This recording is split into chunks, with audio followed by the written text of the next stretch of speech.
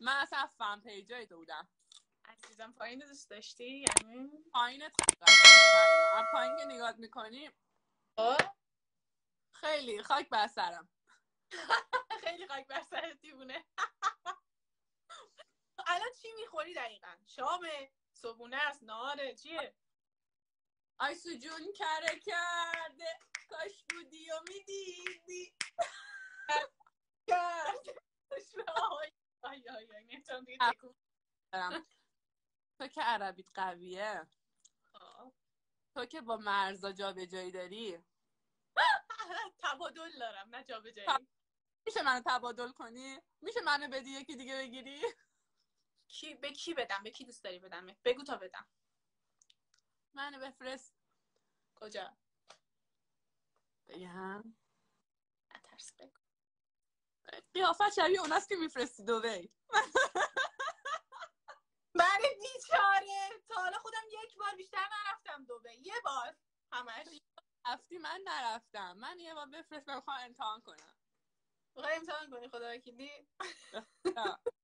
به خدا پای همه غلام هستم. سلامتی.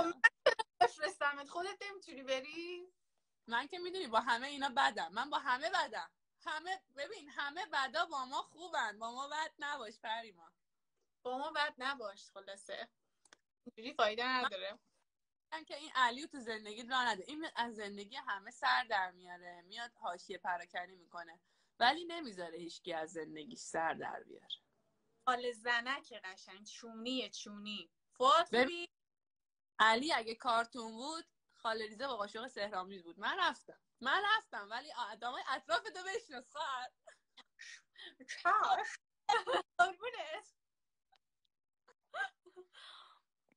خدا ببین علی چونی همه دارن از تو بد میگن. آخه من تو رو چی کارت کنم؟ به درد نخور. خستم کردی علی.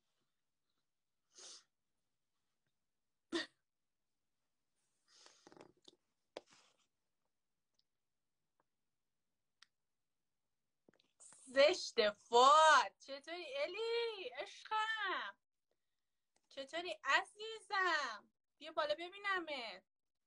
فوت چرا نتونستی بیای بالا؟ چون پریما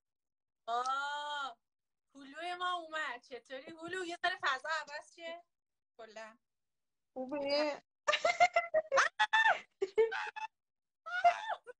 دیدم وای دور چشم کور شد. پریما نمیان دایرکتم.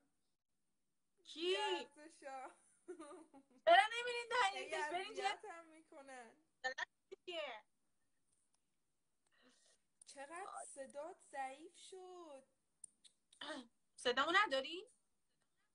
الان بهتره. بچه الان اوکیه؟ دارم داد میزنم به خدا. پاره شدم بخیام با صدات خیلی گوشیم خرابه. صداتو هیچ ندارم.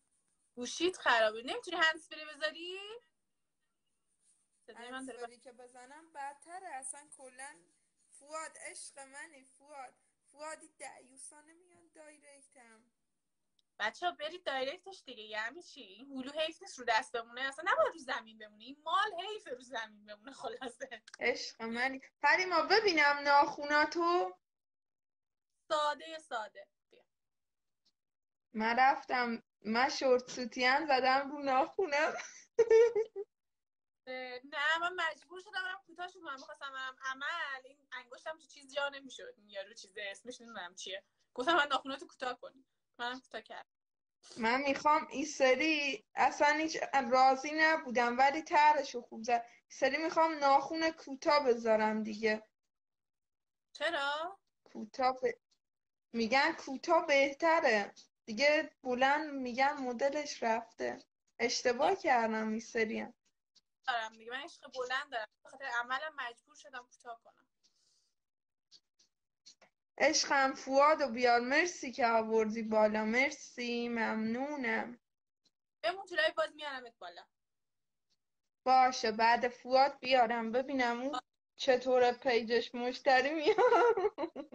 میاد فواد